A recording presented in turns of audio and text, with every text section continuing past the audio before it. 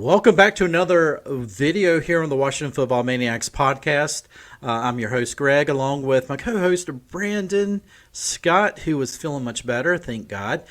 And this channel is dedicated to news and commentary for the Washington Commanders. If you're down with that, please make sure you have subscribed to the channel, and also make sure you hit that notification bell so you will not miss any other video releases. We are also trying our best. I'm a little behind on this, but I'm trying my best to release these out to Podbean, any place where you want to just listen to the audio as you're heading to work. So we just want to be able to get the word out to you any way we possibly can at your convenience. With that said, let's get into today's podcast. So, Brandon, free agency, we're knocking on the door. Monday is, I think, the first day of legal tampering. I don't even know why they call it tampering anymore, because honestly, they should just say legal negotiations or something like that. Right. I mean, it's like you're free to do something you shouldn't do. I don't know, but sounds kind of odd. But then again, so am I. So anyway, I did cover free agency in the last video, but we're gonna go into a little bit more in depth.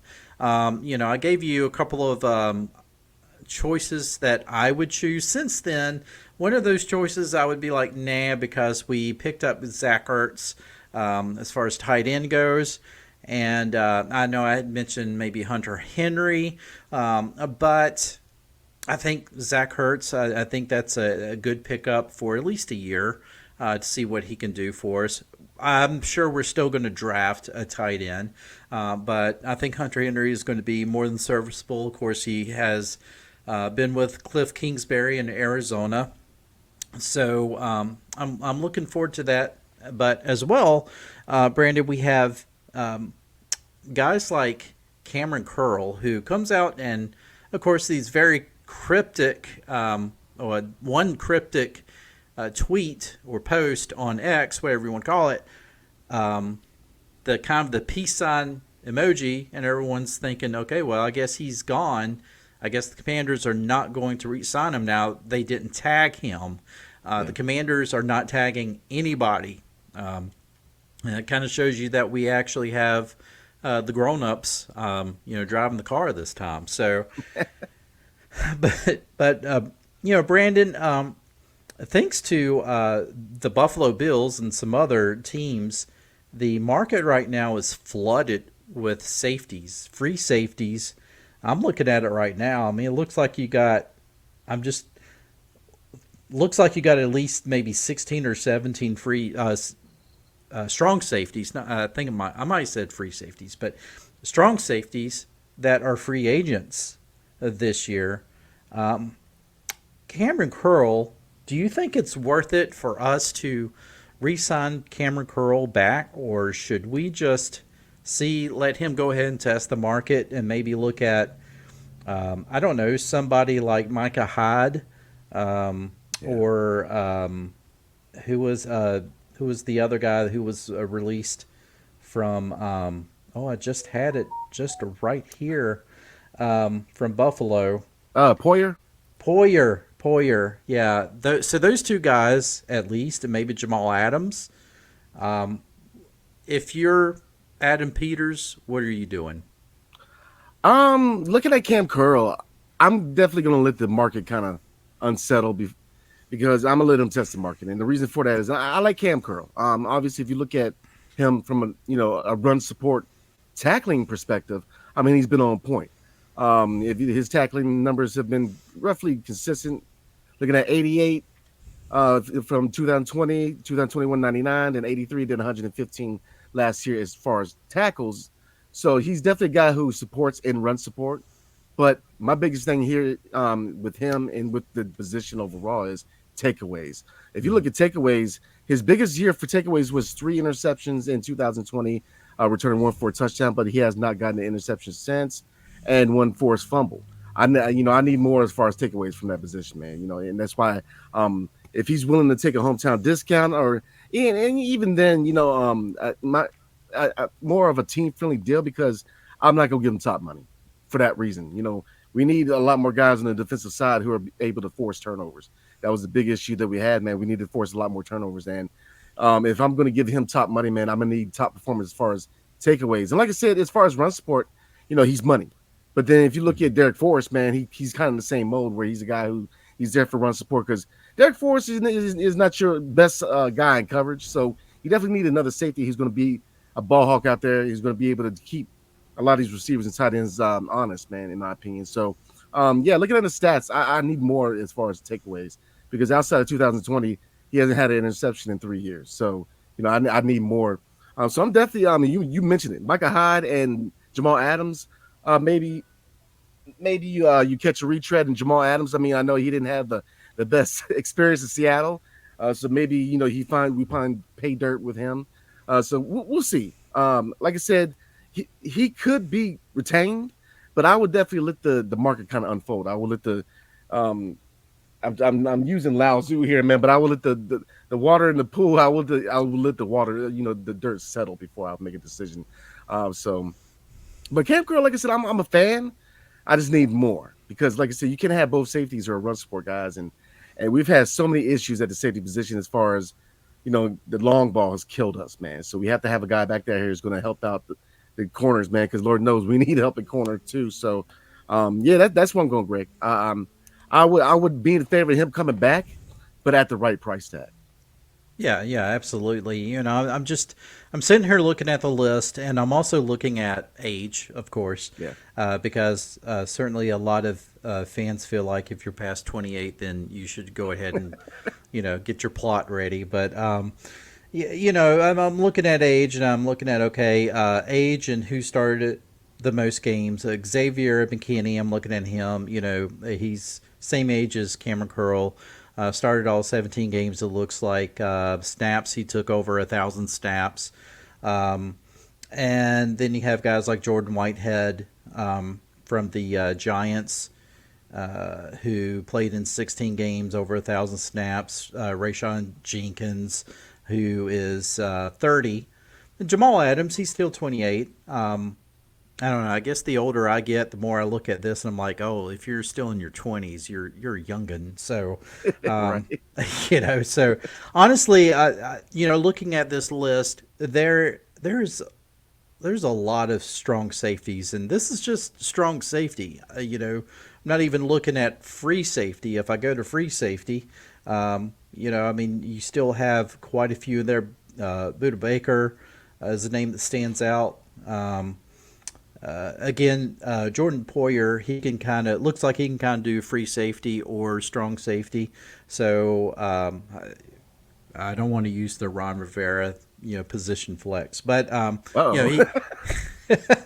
Oh man, I'll throw tomatoes at myself. But he certainly he can play both safety positions, so that might be somebody to look at. I would certainly still look at obviously the draft, Yeah. especially if Cameron Curl goes. I would definitely look at the draft because I think. I think overall, Adam Peters is wanting to build this team through the draft, just supplement with free agency. So he's not necessarily looking at. I would imagine that a lot of these guys, he's going to sign short contracts Yeah. because he wants to be able to draft those positions, and with these guys, maybe start in a year or so to help develop the draftees. And so that's why I'm thinking you may see any of these guys. If they're guys that are looking for a huge payday and a multi-year contract, then that's really going to be the kicker. I don't think that Adam Peters is going to be looking at free agents like that. I think he's going to bring in guys who are okay with maybe 1 or 2 years. I don't, and maybe there might be one guy that he's like, yeah, I'll sign him to, I don't know, 3 to 5 year contract, but I don't think you're going to see a lot of that. Speaking of, free agents in general, we're looking at the top 10 list. Right now, here's the top 10 list of free agents. We got Chris Jones, Yep. defensive tackle. Of course, Kirk Cousins, everybody's favorite quarterback. Christian Wilkins, another defensive tackle. Daniel Hunter, edge who is actually one of my favorite ones that I had picked Yeah. to be brought in. Baker Mayfield, which I really think that Tampa Bay is going to keep him. Robert Hunt guard, Chase Young, another edge. People I know they're going to be like, hey, let's bring Chase Young back. Leonard Williams, defensive tackle, another edge, and Bryce Huff, and then finally everybody who knows this guy, Kendall Fuller, cornerback. So those are actually the top 10 free agents that we got. And of course, there's been a whole lot more, I think, that may have gotten released since this list. But, all right, so past safety, Mhm. of course, if I look at this list, I'm thinking strongly maybe, I don't know, maybe right now I do look at re signing Kendall Fuller maybe for a very short contract. Um, Maybe just to see if we can really get Emmanuel Forbes on track. Yeah. And that may be what you have to do. I'm assuming, I haven't heard anything, so I'm assuming that Benjamin St. Juice, I guess he's still coming back. So maybe you do wind up keeping Kendall Fuller. But if you can try to bring in one of those other strong safeties like that, Jamal Adams or Micah Hyde or somebody like that to kind of help solidify that secondary. That might be the way to go. Also, of course, like I said before, Daniel Hunter, he's one that kind of intrigues me as far as an edge. Yeah. Maybe Yeah. bring him in. Of course, Dan Quinn has already talked about kind of a hybrid role for Jamin Davis and having Jamin Davis to play more of an edge. So I think possibly between those two moves, Yeah. maybe and then KJ Henry, I really like him. Yeah. Oh yeah. So I think that we could have a good rotation at the edge. Uh, Outside of that, honestly, as far as free agency goes, I mean, I know that we have kind of talked about running backs. We do already have what I consider a pretty good backfield. I think we need to either draft or maybe pick up a third running back, Yeah. just to kind of solidify things. I know you had covered Barkley. There's other guys out there, Swift, Oh yeah. who could, you know, I might would look at him over Barkley, bringing him in. So, but outside of that, um, I'm also trying to look at some offensive linemen. And we did have a center who was released from, I think, Buffalo as well, Mitch Morse. Yeah. Yeah. I think he was the one who played with Kansas City, won Hmm. a ring with Kansas City, then went to Buffalo. So he was a kind of a cap casualty in Buffalo. I would really strongly consider bringing him in. Yeah. Um, and then, of course, I talked about Tyron Smith, left tackle from Dallas, and just signing these guys to maybe like 1 year contracts. Yeah. Um, what's your thoughts on any of that? Oh man, I like all that I heard, man. To be honest with you, we're definitely on the same sheet of music. I'm gonna start with the offensive side. Not talking about quarterback because I feel like we've been talking about quarterback for a minute. So Yeah. look, I'm with you at running back. I think Swift would be a kind of a nice change of pace, a guy who can be a third down back for Brian Robinson, who could definitely expand the passing game for whoever's at quarterback. So I think you definitely have to look at adding another running back to the running back room. But I do like Chris Rodriguez. Obviously Brian Robinson. I'm hoping he can finally have that 1,000-yard campaign that we've been looking for from him. The O line, yeah, I'm with you. Those are definitely a couple guys that we're looking at also. Because you definitely got to find a couple of vets and maybe supplement through the draft. Because I know that he says he wants to draft and supplement through free agency, but with the O line, man, I definitely think that this first year, finding a couple of guys with better experience and then kind of giving them a 1 year prove it deal, see how much they have left in the tank, and then go from there. I definitely can see that happening. Receiver, looking at Curtis, Curtis Samuel potentially leaving. Um, would I be in favor of him coming back? Absolutely. But Yeah. here's my thing. This is what I would do if I was GM or the coaching staff. I would consider putting Jahan Dotson in the slot, in my opinion, because his size I think is best served as a slot receiver. I think that yeah he can make those catches, but I want to see somebody with a. I want to see a bigger receiver on the other side of Terry McLaurin, man, because having two shorter receivers, man, it just I think we saw what the ceiling is, man, which is you got to have a guy that's going to protect Terry on the other side. And Jahan, very talented, but did he necessarily protect Terry? Not so much. I would definitely slide him to the slot receiver because this is a wide receiver heavy draft. So I don't think we necessarily need to bring Curtis Samuel back. If we do, under the right price tag, tight end. I kind of mentioned this with Zach Ertz. I thought I agree with you. Zach Ertz was a good pickup, but what can you really expect from him right now? I'm not ready to really slide him as number one yet. I think we need to still go out there and spend some money on tight end. Hunter Henry is still a guy that I would definitely go out and get. So I think we definitely need to sign and draft a guy tight end because like I said before, Zach Ertz. What do you really expect from him at this stage in his career? Cole Turner, he's been kind of up and down, and John Bates, man, he's got to learn how to catch on a consistent basis, man. Where he's a good blocker, but catching wise, he's kind of uncaught his way out of the rotation, and if you can say that, So, looking at the defensive side, Kendall Fuller at this point, I was not in favor of bringing him back. I want us to go get a number one, shutdown corner. But if we can't, yeah, I'm in favor of a 1 year deal for Kendall Fuller because, I mean, he's got familiarity obviously with the organization. So I mean, look, he's proven that he played a position. St. Juice is a lot to. I mean, he's got a lot to prove before.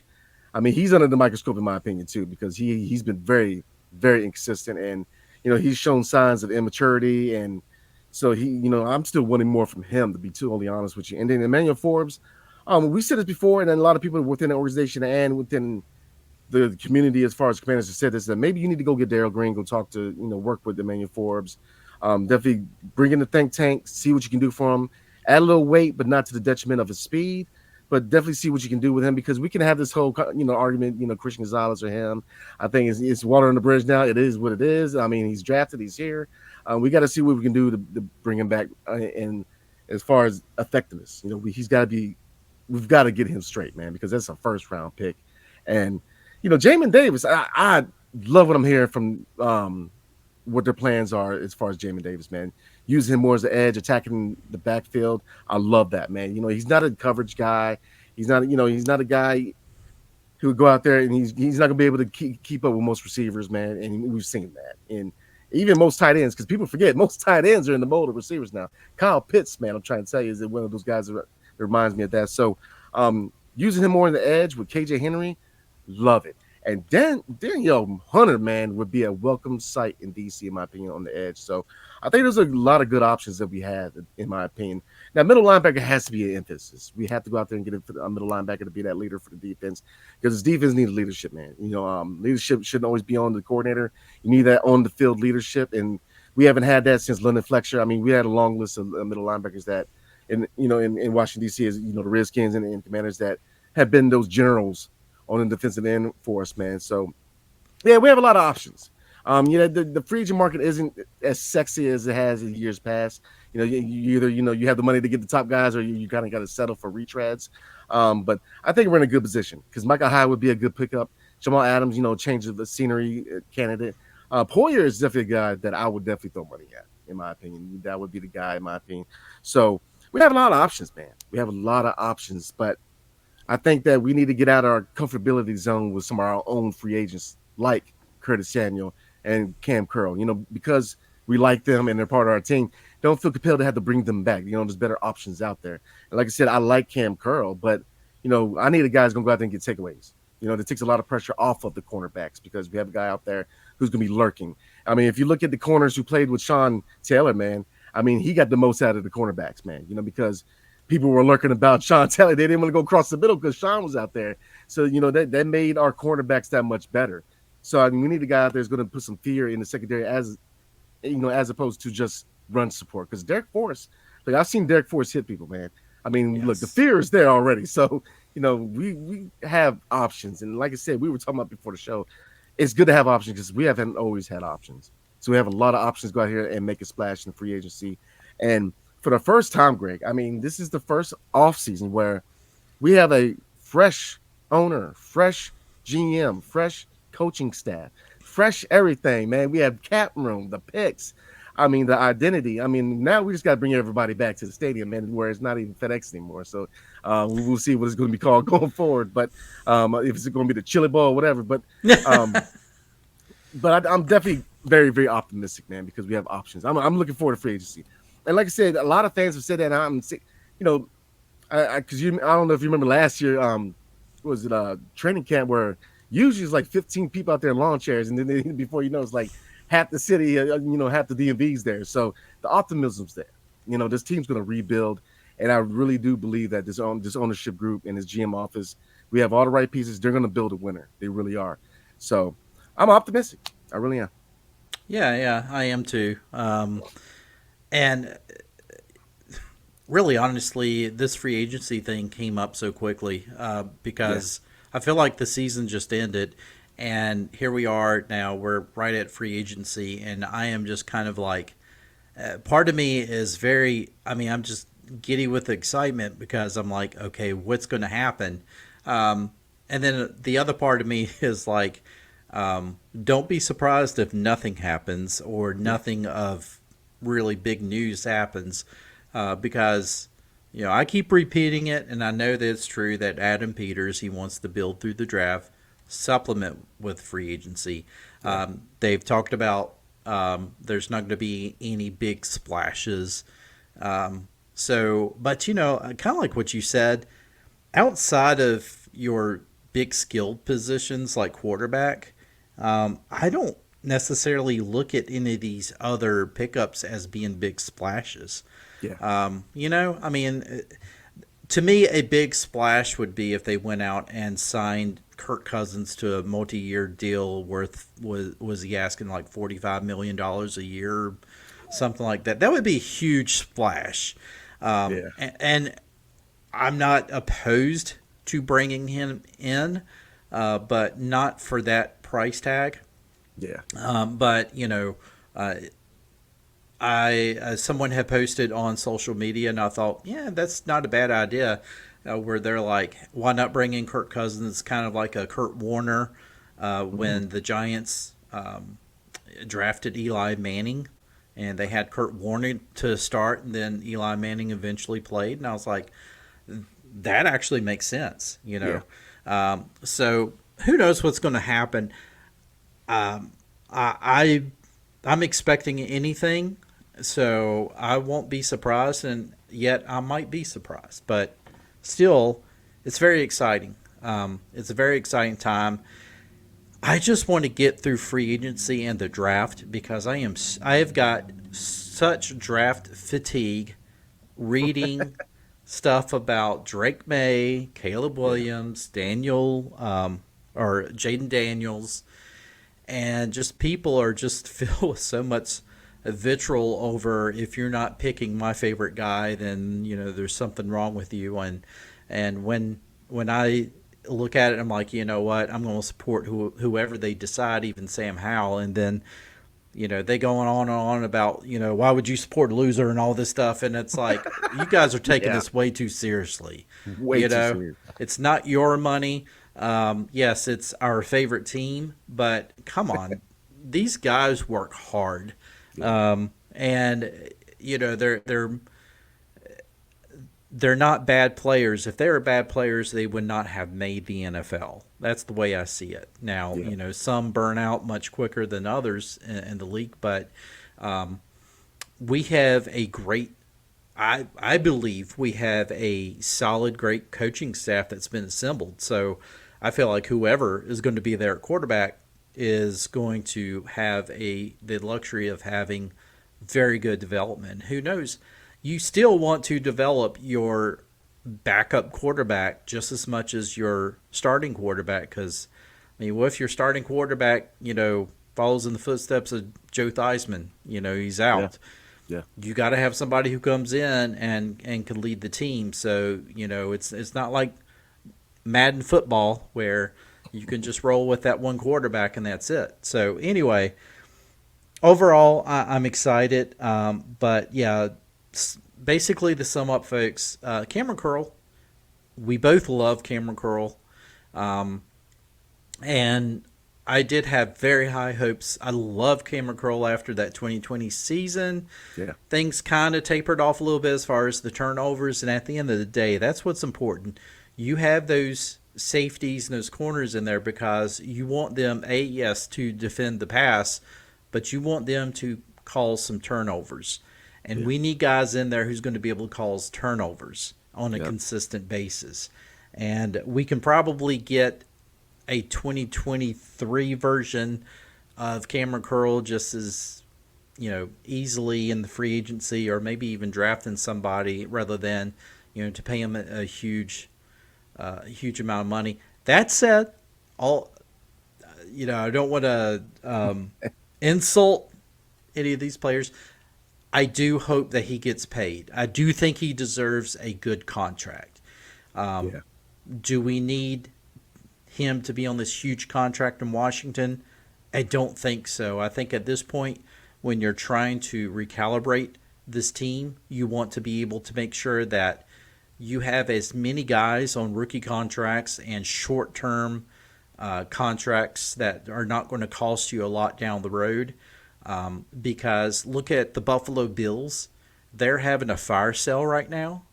And, someone said, well, that's what happens. That's a normal thing that happens when you pay a franchise quarterback. I'm like, well, if that was the case, then that should have happened with the Patriots 20 years ago. Exactly. So I'm like, no, you don't have to like release half of your team because you pay your quarterback. Yeah. Yeah. So I want to overall, I want to pick up the right guys for free agency, the right fit for us. I want us to draft the right guys, but at the same time, I want to make sure that contracts are structured so that we can keep a team together for the long run. Because ultimately, that's what you want to see. You want to know that there's a team being fielded year in and year out with a certain amount of consistency. And that is not going to put you into, cap trouble, and you're having to release half these players. So let's see how that works out. But anyway, folks, let us know what you think about Cameron Curl. Do you agree with us? Do you disagree? Do you think we should pay him at all costs? Let us know in the comments what you think about that. Coming up, though, we will be having videos next week. Oh, yeah. Hopefully, we'll try to be on top of it when free agency actually starts. And as well, we will be discussing more about the draft. And I think once next week hits, then we will be able to discuss the draft probably a little bit more clear. Because we'll get past that signing of Kirk Cousins and all that stuff. So anyway, and I know that some people will hear that and they'll be like, "Greg said they're signing Kirk Cousins." I'm like, "No, I didn't. You're I right. didn't say that." But if they do, you heard it here first. See, there you go. There you go. Take all the credit. No. So anyway, oh man, Brandon, buddy, what else do you got for us? Oh, nothing, man. Like I said, very, very excited for free agency in the draft, man. Like I said, we have a lot of options. So I'm with you. I think there's going to be a lot more fireworks for the draft than free agency, but I think we will not be disappointed. So definitely looking forward to the 2024 season, man. Excellent. Me as well. Me as well. I am lost without football. Folks, hope you enjoyed this video. If you did, just make sure you make sure you like this video, and also subscribe if you haven't already subscribed. I'm trying to get that word out, subscribe. It's been a long week, so make sure you have subscribed to us. Hit that notification bell so you will know when we release these videos. With that said, I will, and Brandon as well, we will see you in the next one. Take care.